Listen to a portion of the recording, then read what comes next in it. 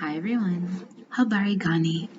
Today is the third day of Kwanzaa, and today we celebrate the principle of Ujima, which means collective work and responsibility to build and maintain our community together and to make our brothers and sisters' problems our problems and to solve them together. The symbol for the principle of Ujima is called a como intoaso. Intoaso. I don't know if it's Intoaso or Toaso, but it's an Adinker symbol, which means united hearts. It is for shared effort and obligation. For today, if you are lighting your candle, you will be lighting the green candle, which is the hope for the future and also represents the motherland, collective work and responsibility.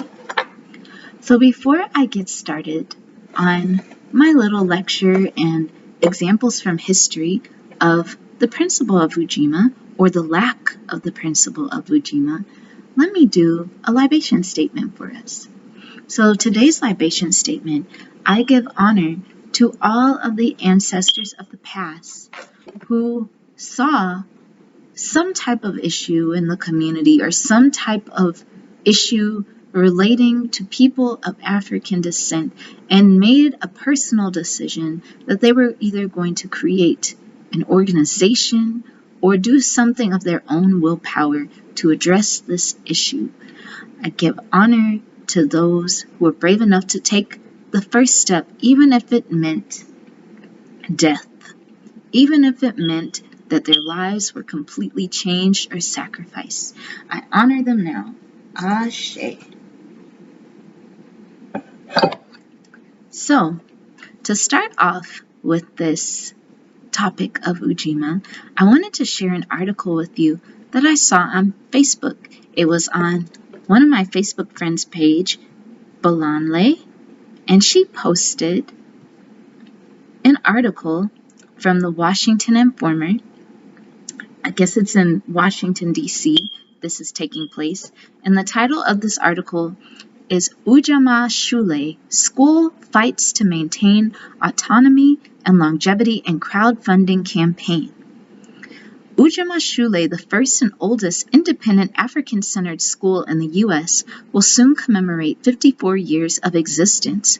For weeks, school officials have been in the throes of a crowdfunding campaign geared toward building renovations. The school, located in the Shaw neighborhood, has caught the eye of developers in recent years. That's why Ujima Shule's founder and director, Dr. L. Senzengakalo, I don't want to pronounce it incorrectly. Dr. L. Senzengakulu Zulu, affectionately known as Baba Zulu, has asked that 35,000 people of African descent living in the U.S. contribute at least $15 apiece to fund much-needed repairs. So I thought that was very, very interesting. When I read that article, I actually had a couple of flashbacks, and each of the flashbacks showed me what can happen if you don't have Ujima in your life or Ujima in the community. So I'm going to share that with you now and also give you some examples from the past history of Ujima in its prime, Ujima in its best working form. So the first example that I remembered when I read this article, I remember there were certain businesses and organizations in my town, Black owned, Black run, very popular among people. They admired them. Yet for some reason, each of these organizations and each of these businesses met their demise. Sometimes it was because they had lack of money. Sometimes it was because they had lack of support, or they had a lot of pressure from outside forces. But what I noticed was all of these businesses were popular. And if the community had collectively gathered together,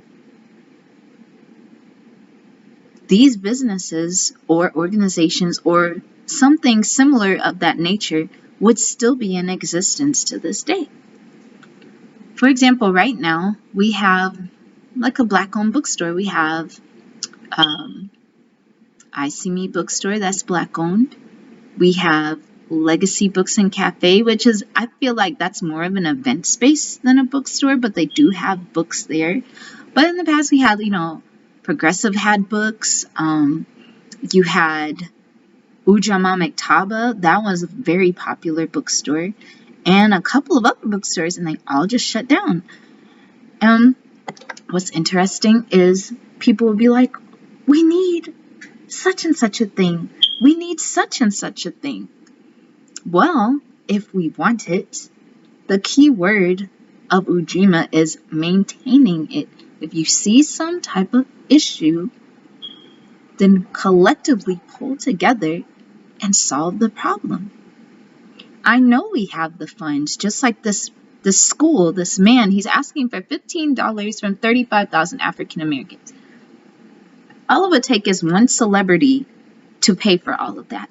But our main issue that we have now is we're counting too much on celebrities. We can't just count on one person when it is a community. The community should be able to sustain this. We sustain everything else. So I don't think $15 from 35,000 African Americans is too much to ask for having a an African-centered school to be still in existence. I actually think that's less. Like, you should say $100 from each of us, but that's just me personally, because schools are important. Schools shape the future. But anyway, that's my first example. Second example, flashback that I had, was when I worked in a beauty supply store.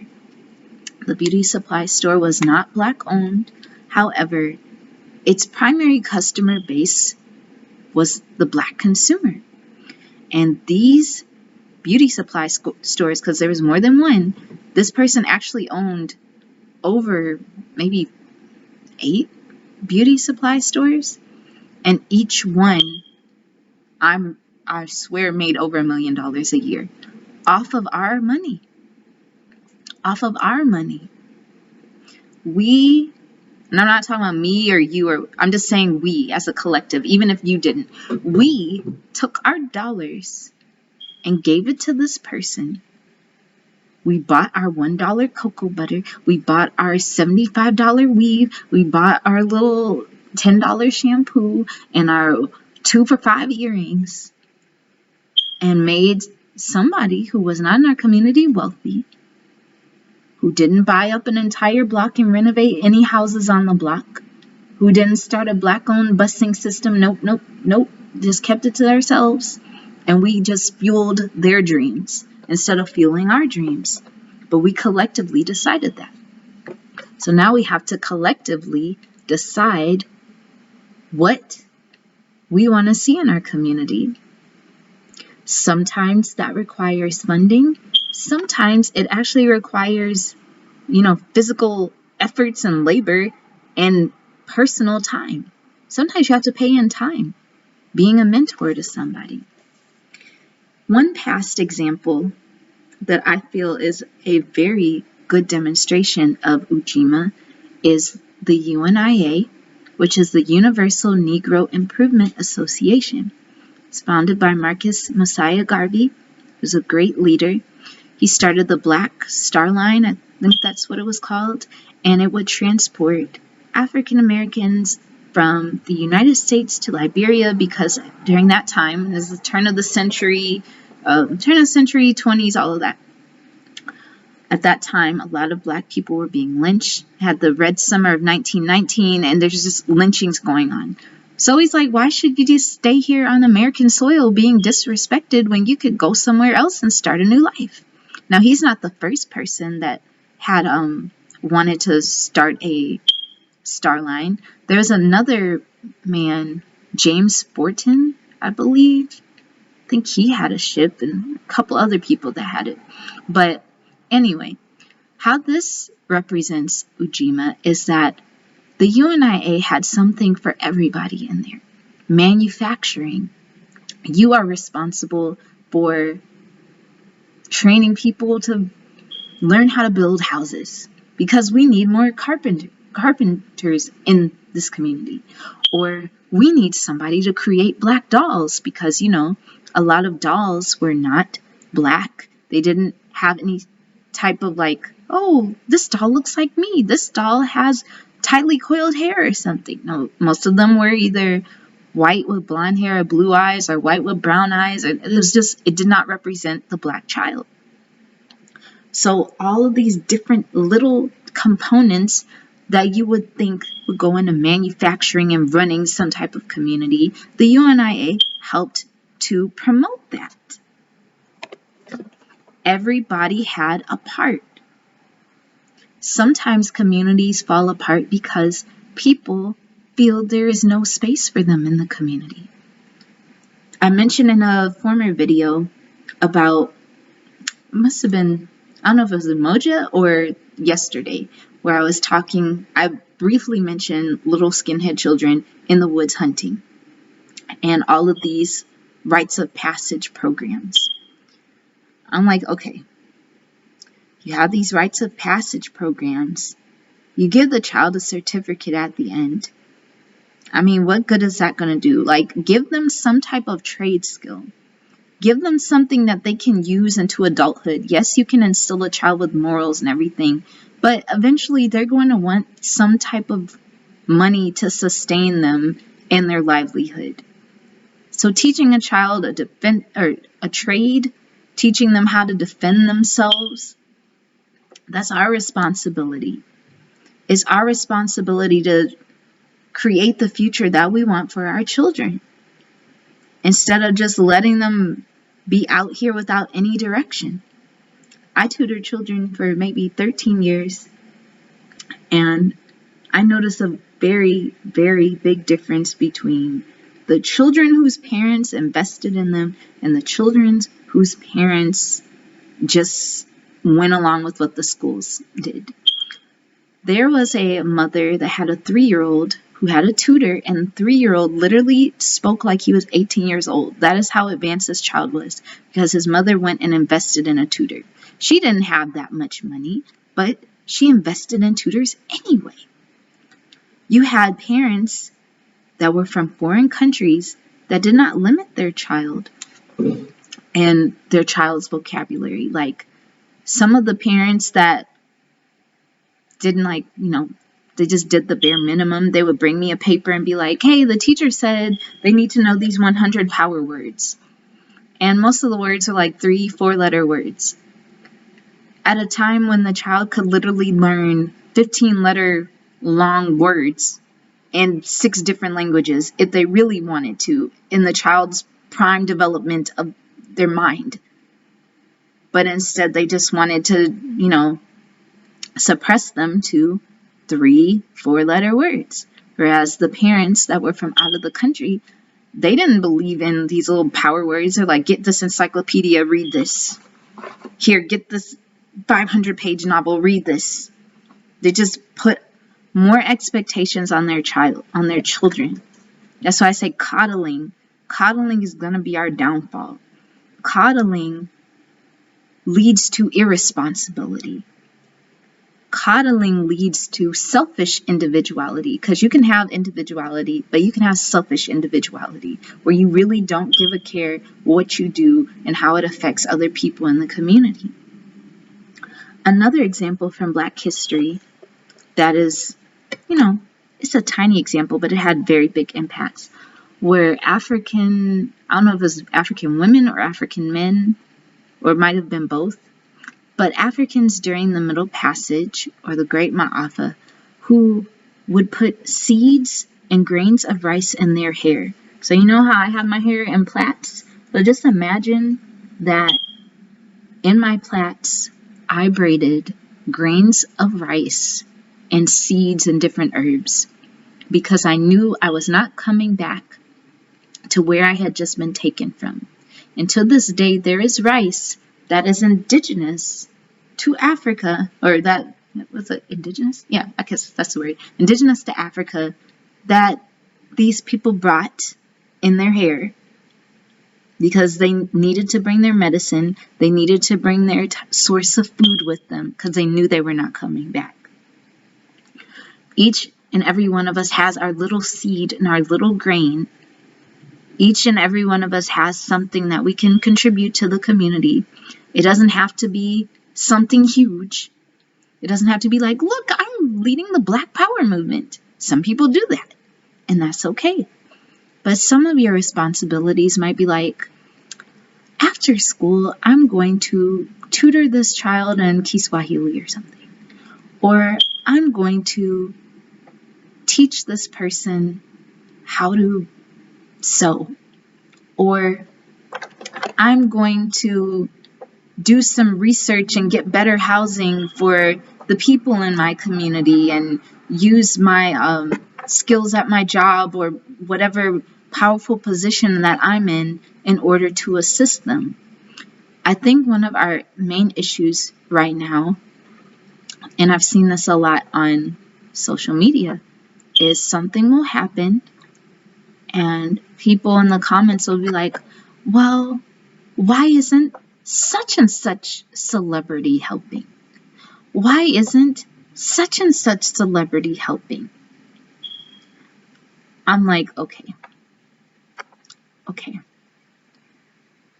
I understand where they're coming from because you're looking to somebody who has a vast amount of wealth and that you feel can contribute to the community. You feel that with their wealth, they can solve so many issues and transform an entire neighborhood.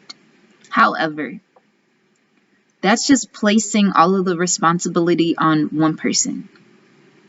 We have wealthy people in this city.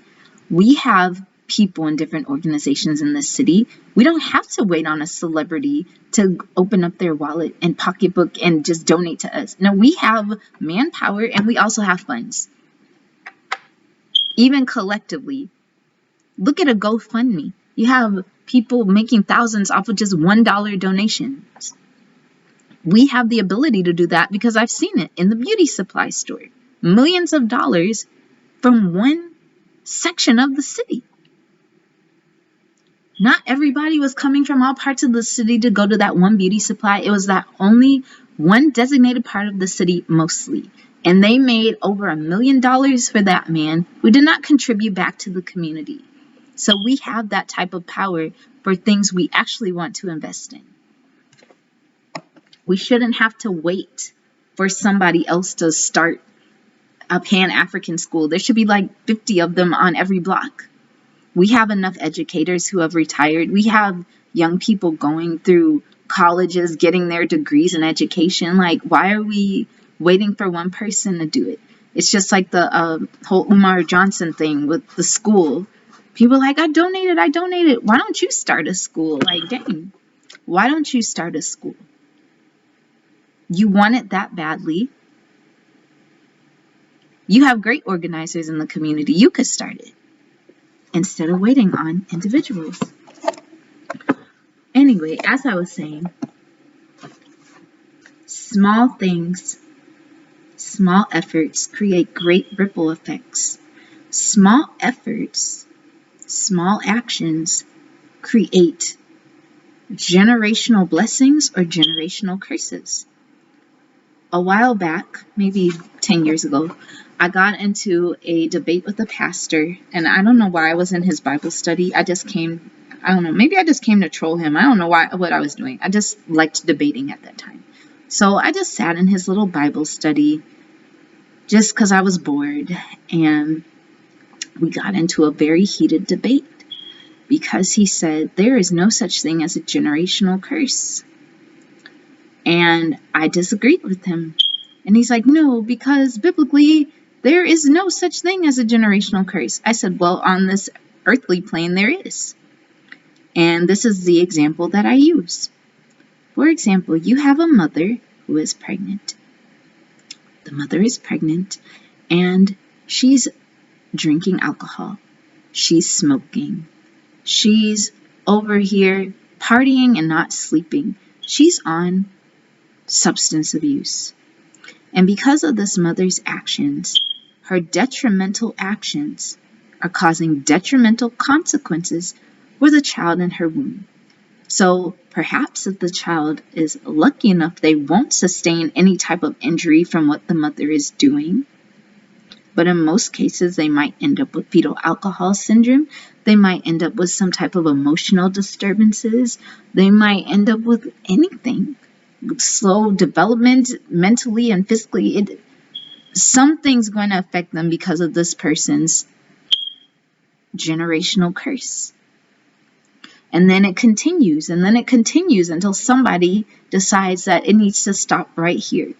No, I will not drink. No, I will not smoke. No, I will not do these things during a pregnancy. Somebody has to make a decision. If we see our community going into a direction of utter destruction, we need to do something about it. Not just a handful of people, but all of us. I think what stops that is people think they have to do something so big, like they have to start a scholarship, they have to start an organization, they have to do, it doesn't take all of that, because not every day something huge is happening. Small things are happening every day. One way you could help your community is don't throw trash on the ground.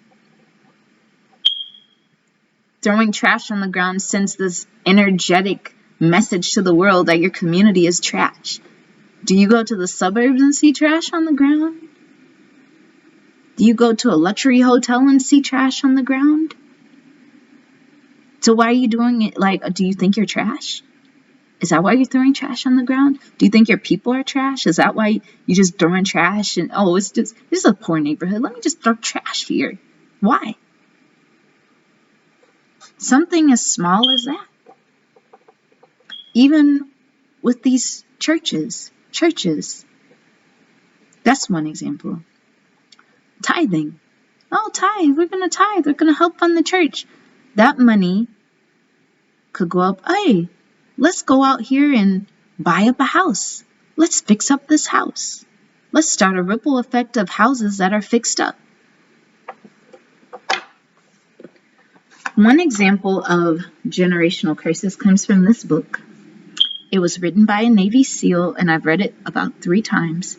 It is titled Power Living, Mastering the Art of Self-Discipline. It was written by Michael A. I think it's Jenke or Jenk. It's signed to some dude named Steve, who I don't know who that is. It was published in the year 2000. And in the first chapter, he says, have you ever thought about how your actions affect the lives of your children, spouse, and family? As an example of generational discipline, let's take a look at the lives of 2 men, Max Jukes and Jonathan Edwards. Max Jukes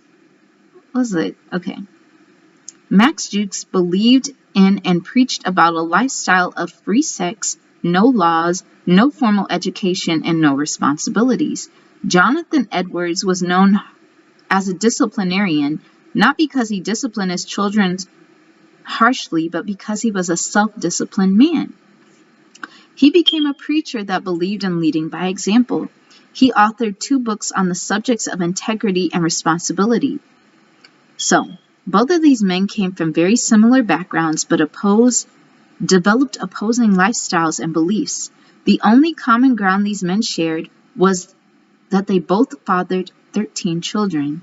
Here are the legacies they left behind. So this is Max Jukes. You know, the one that was like, hey, free love for all. Hey, we're over here having a Gomorrah party. This is what happened to Max Jukes with his 1,026 descendants.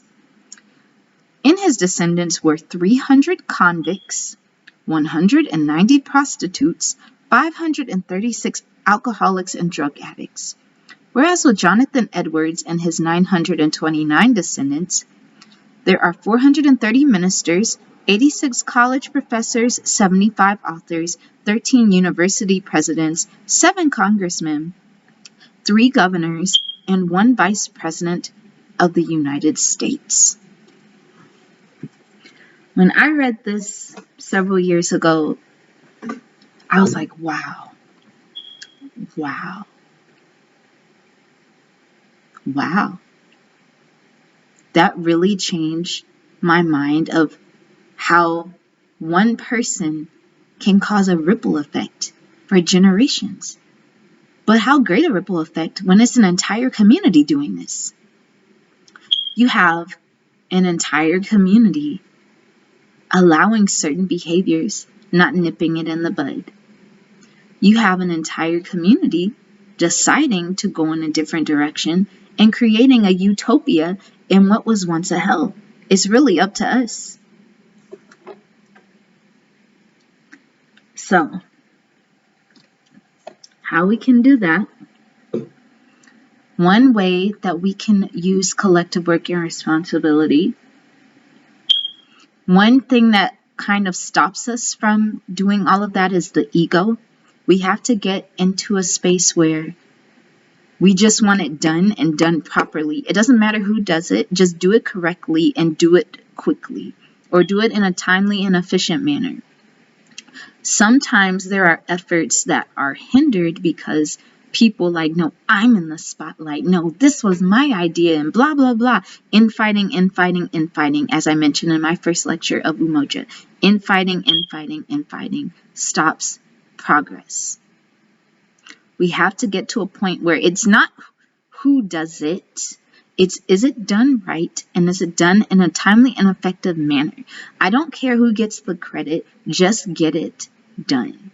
Stop placing all of the responsibility on one person when there are thousands of us, and each of us can do our own individual part, whether it's giving $1 to us or $15 to a school that needs to be kept running in Washington, D.C., or taking the time to lead a child away from some type of crazy lifestyle, even mentoring our grandchildren, not throwing trash on the street, investing in properties in our neighborhood, not leaving the community when we get money, because sometimes people just get money and they'll just leave. They'll be like, okay, bye. I'm going to go over here and invest in this place. Bye. And generations pass and the houses fall apart because there's nobody living in them and taking care of them. We can change all of this. We can literally create a utopia from a hell if we actually wanted to. And I know it can be done because it's been done in the past. Not just by us, but also by other groups. 2 or 3 generations or less than that, it can change. Look at Black Wall Street. We can create another one of that if we just let go of the fear of it. If we just, revamp ourselves with the times. So yeah, that's all I wanted to share with you tonight. Tomorrow is Ujima, and that is cooperative economics, which I also feel is very, very important. That is the lifeblood of a successful community, and also the doorway to prosperity. So thank you for watching this video, everyone. Talk to you later. Bye-bye.